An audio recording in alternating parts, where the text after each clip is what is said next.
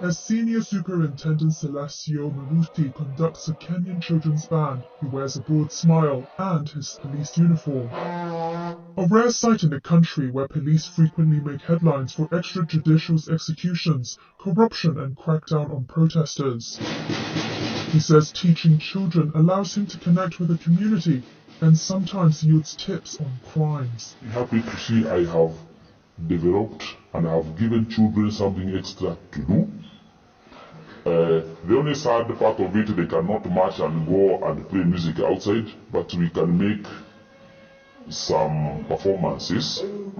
In future we can try and see whether we can have some performances and play to other schools. The 55-year-old has always had an affinity for music. He played the saxophone in the police band for decades. But 3 years ago, he realized he wanted to share his musical talents with members of his community most in need, students with disabilities.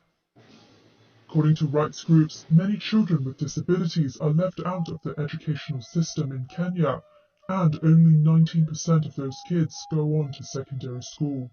Eliud Kipsang is the head teacher of St. Lillian's. It's an improvement since he came. There's a lot of friendship. The learners are willing to talk to a policeman. The officer here, Mr. Saleh, he never wears uniform. Today he has put it on the uniform, but he normally comes in civilians.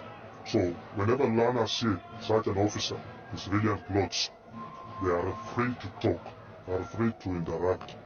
They allow the learners to touch his instruments.